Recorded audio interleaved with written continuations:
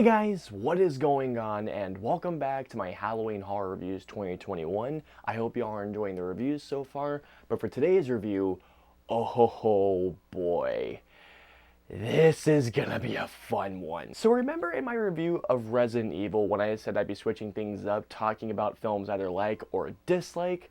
Well, for this review, it's time to talk about a film that's on the latter side. For today's review, I'm gonna be talking about 2019's Black Christmas.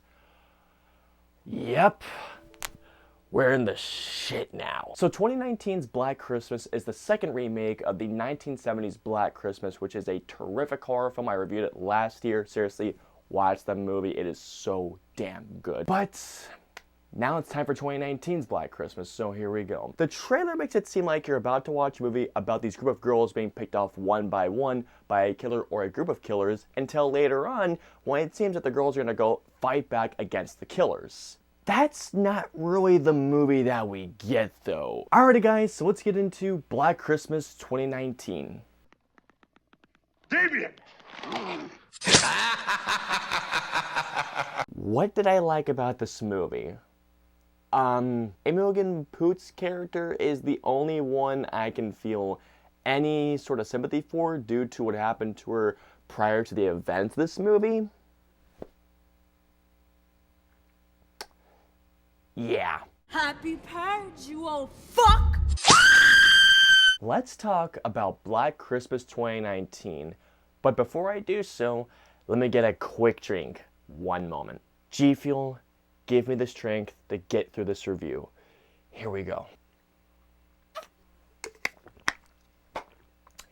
It's game time. Originally, when this movie came out back in 2019, I was gonna go see it. I had AMC A-List, I had gotten a ticket, and I just thought, okay, let's go see Black Christmas 2019. When I was supposed to go see it, I think it was about 3 hours before I was supposed to go see it, I ended up canceling my reservation because I remember I was going like, you know what? I'm not gonna go see this movie. I have Jedi Fallen Order. I'm gonna spend my night playing that. It seems like I made the right decision back in 2019. Guys, I don't know where to begin with this movie. The fact that this movie is called Black Christmas, which is a remake, by the way, of an incredible 1970s horror film, which was the first legit slasher flick, unless if I'm being wrong. It feels like a stain on the legacy of that movie. Black Christmas 2019 is a complete disaster on every single level. I was watching this movie, guys, and I could not believe what I was watching. The performances in this movie, I mean, besides Imogen Poots, who is doing everything that she possibly can, and again, she's the only character I can feel somewhat any sympathy for due to the events that happened to her prior to this movie. There are some performances in this movie where they either overcook the crap out of certain things, or you just think, what was that? When I was going over the movies that I want to talk about this year, I thought, you know what? Let's review the 2019 Black Christmas. This will be a lot of fun to do because I love the 1970s Black Christmas. I mean, that movie is a classic for all the right reasons. This movie, however, is not going to be a classic. Why did I just put classic next to 2019 Black Christmas? No, just... Let's talk about the story of 2019's Black Christmas. Well, it's a story. Remember when I mentioned earlier that the movie's trailer makes it look like that the movie is going to be about these girls that are being picked off one by a killer or a group of killers, but then the girls come back and fight against those said killers turning the tables? That's not really what the movie's about. In terms of this particular subject, on my channel, I try and stay away from political stuff because those of you who know me in real life, I'm not a political person whatsoever. That's something I try and just stay out of entirely. But here's the thing. This movie, I mean, even the director has admitted this. Black Christmas 2019, more than anything else, is a political message with a movie attached, rather than a movie with a political message. And because the movie, more than anything, up front, on stage, is a political message, this movie is beating you over the head constantly with its fight the patriarchy message. In the first 5 minutes, there is a killing, but after that, what this movie does, it pounds you, it punches you, it pummels you to death. Social messages, social context, social commentary, political commentary. There is nothing wrong with having a political subtext or a social commentary in a movie, as long as it's not only done right, but there's a cool story, good characters. In this case, with this being a horror film with good scares and great tension, this movie has none of those said things. What we have here is a movie that basically just does this. Fight the patriarchy, fight the patriarchy, fight the patriarchy, fight the patriarchy, fight the patriarchy, fight. Is there a story? No, fight the patriarchy, fight the patriarchy. That is literally how this movie is. Forget a good story, forget good characters, forget good tension or scares, forget the good thrills, forget anything. No, you get a political message. And the political message of this movie, well, the thing that this movie wants to get across, pummeling you in the head throughout this movie, is this. Here's the way I can describe this film's message. I don't know if you listen to the band Slipknot. I don't. I used to listen to them in high school and all the time. I have since gradually gone away from them, but they're a band that I can admire. There is a particular song by this band, and that song's name is People Equals Shit. For Black Christmas 2019, let me modify that name really quick. The message of this movie is this: men equals shit. That is quite literally the message of this movie. Do not get me wrong. Guys can be absolute dickheads. Do not get me wrong with that one. But the way that this movie goes about telling that message, it's not good. Going on to the dialogue.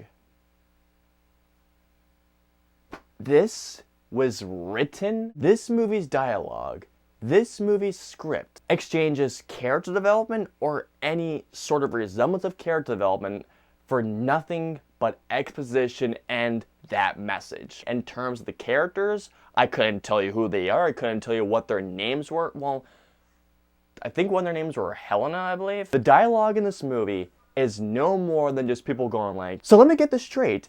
This is what's going on. Yes, that is exactly what's going on. So you're telling me that this means this and this means this? Yes, this is exactly what that means. That's what that means. Oh my god, so that's the reason why things are happening the way they are? Yes, that is exactly why things are happening the way that they are. It is quite literally people explain the entire movie, actually more than a few times, as the movie goes along. There are at least 3 big scenes where this happens. There's a sequence where the characters are walking across and there's a shot of them looking over them at a window. There's also a big attack, and after that sequence they explain once again, and then the next sequence. I can't believe they actually did this. There is quite literally a sequence where the big bad guy, played by Cary Elwes, is explaining his big evil plan. Yeah.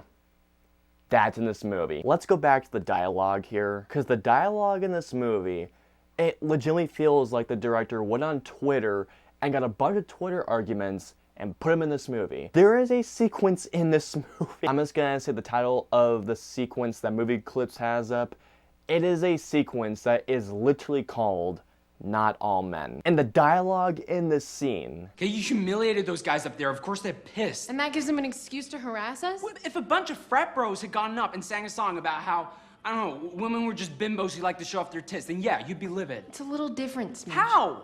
Why are you allowed to say all this shit about men and we're supposed to just sit here and take it? Because men have all the power. Not all men have power. Did you just not all men me? Did you just Not all men are rapists, Chris! This was written. The script was greenlit, by the way. It is quite literally baffling when a movie like this, when this movie gets a theatrical release, and an excellent horror film that came out recently on Shudder called Martyr's Lane only gets a streaming release. How?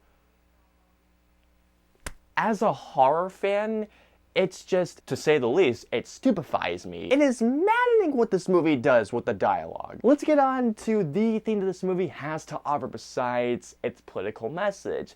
This movie is a horror film, right? So is it scary?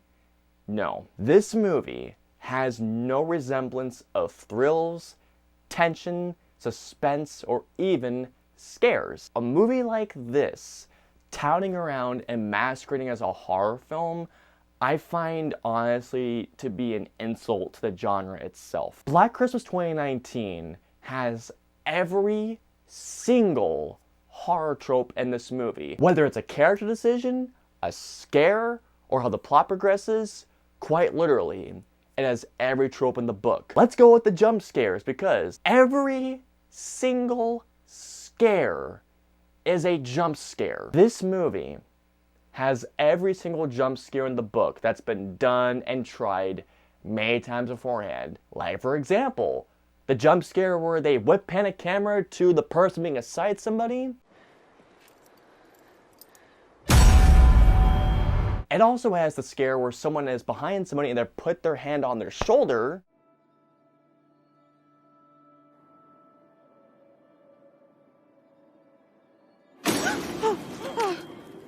And then there's a scare where somebody is just going away, closing the door, and guess what? The person comes out of behind somebody and appears from behind them.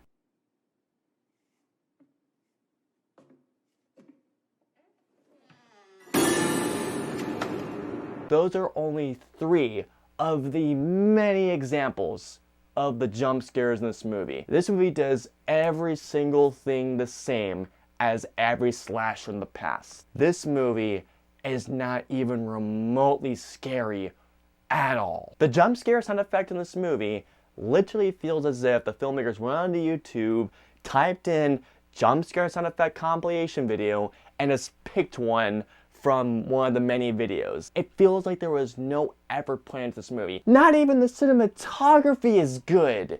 Literally, it's not that hard, guys, to get some colorful Christmas lights, putting them as our backdrop, and to film a horror scene and make it look good. It's not that hard. To be fair, it makes sense only because guess what, guys? In terms of the production of this movie, this was a movie that when it came out in 2019, from pre-production to release date, this movie had, I think, about 5 to 6 months of production. They announced this movie in, I believe, June of 2019, and they released it of December of that year. And man, that production schedule, it shows. I want to talk about the opening scene really quick here, because the opening scene, from the opening 5 minutes, this frustrated the crap out of me. Okay, so the opening sequence of this movie has a girl, looks like as if she's walking home, and she's getting these direct messages from the killer of this movie, or whatever the heck it is in all honesty. This scene frustrated me for one particular reason, well actually 2. Not only does this sequence have every trope in the book, but the girl in this scene has every chance to either fight off this person or run away. This girl has 3 big chances. 1, she has a phone. I don't know, call the cops. She was obviously able to make a call earlier. Next up, let's see the shot right here. What does she have? A weapon. I don't know what you could do with that, but fighting the killer? Even more so. Take a look at this really quick. Notice how much time that she has in between when the killer is about to hit her again? Easily. She could have just run away! One more thing that I want to talk about, and that is the explanation as to why this is all going on. There are a couple of sequences where a couple of characters, male characters, will have these little migraines, and then they'll have a more dominant side out of just nowhere. The explanation as to why this happens is the dumbest thing. They explain that whenever the founder is around, it brings out the alpha in a person.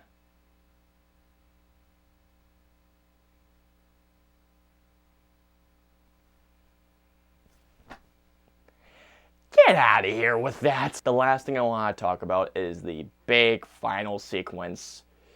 I need another drink, hold on. Remember when I mentioned earlier that there is a sequence where the big bad guy of this entire operation by Carrie Elwes quite literally explains his big evil plan. But what really made me go like, what? Is this particular part. Just roll it. You're all insane. No, not insane, Miss Stone. simply men. When I heard this, immediately, this played in my head. Oh, fuck off! And the moment that this movie ended, I just went, think of yourself.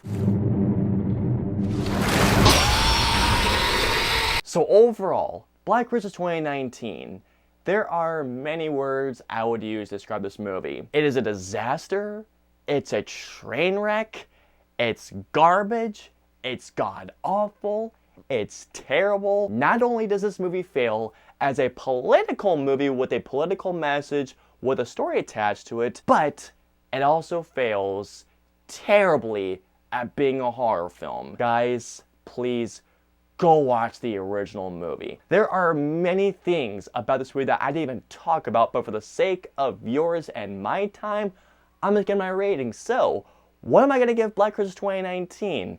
You guys have may already guessed it, but all in all, I'm gonna give Black Christmas 2019 straight up a 0 out of 5. And the good words of my buddy Lucas, this movie, Black Christmas 2019, can go suck the devil's dick. So comment down below and let me know. Have you guys seen Black Christmas 2019? If so, why did you waste your time? Please let me know. If you guys want to follow me on social media, I'm on Facebook, Twitter, Instagram, and Twitch. I'm also on Snapchat, so if y'all want to follow me on all those social media platforms, all the links in the usernames are in the description below. I hope you all enjoyed my review of Black Christmas 2019. If so, please hit that like button, also subscribe, and don't forget to hit that notification bell for whenever the latest video of mine goes live. If you guys want to see any of my previous 2 reviews, please click right there or there. And of course, until my next review of my Halloween Horror Reviews 2021, I'll see you all next time.